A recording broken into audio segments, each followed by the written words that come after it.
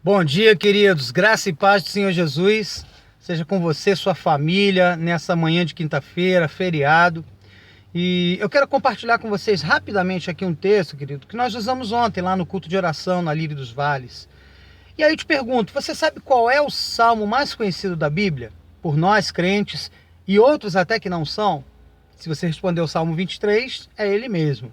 Então eu quero deixar com você aqui o versículo 1. O Senhor é o meu pastor, nada me faltará. Olha só que coisa interessante, queridos. Um salmo tão conhecido e tão pregado, estudado, né? E será que a gente tem alguma coisa nova para aprender? Eu aprendi essa semana, ouvindo algo do pastor Alexandre, e achei muito interessante compartilhar isso com vocês. Provavelmente, queridos, Davi, quando escreve esse salmo, ele já estava vivendo um tempo de mansidão, um tempo de paz.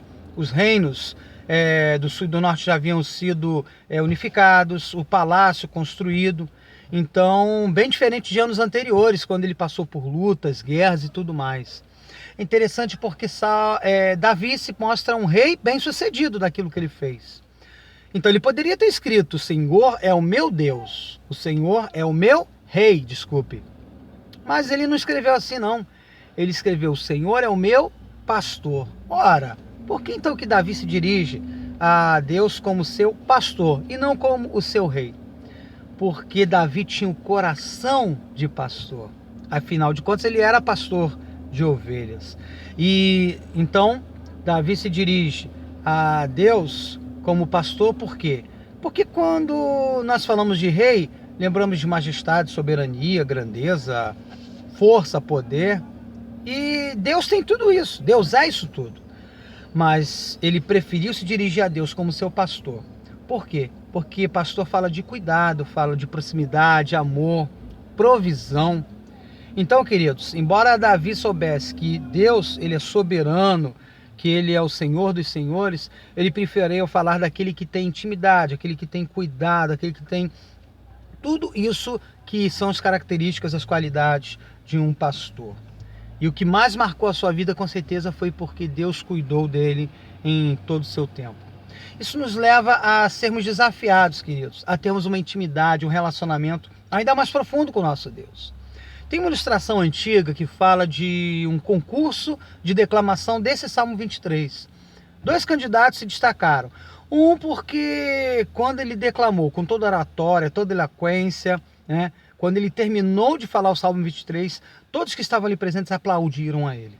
Mas um outro, quando declamou, ele não tinha a mesma eloquência, a mesma oratória, mas de uma forma de mansidão, uma forma bem suave e serena, ele começa a falar desse Salmo 23. Até que ao final, as pessoas caem em prantos e lágrimas.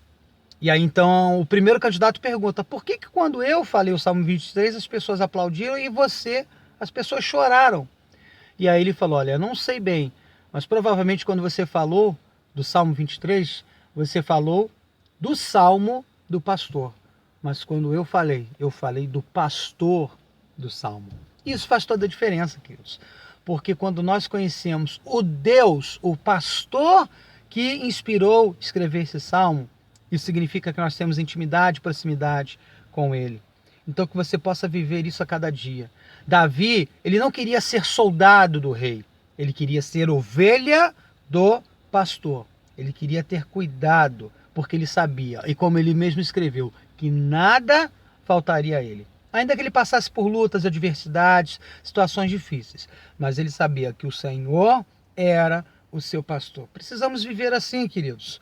Conhecer mais e mais na intimidade do nosso Deus. E saber que ele de fato é o nosso pastor. Que nesses tempos de crises, nesses tempos em que precisamos mais do que nunca da presença do pastor em nossas vidas, enquanto estamos enfrentando aí, passando por esse tempo de coronavírus e tudo mais, creia, querido, que o Senhor, ele quer te abençoar, a você e a toda a sua família. E ele sabe das nossas limitações, nossas falhas, ele sabe das nossas necessidades. E é por isso, mais do que nunca, que precisamos de um pastor que cuide de nós, porque com certeza nada nos faltará.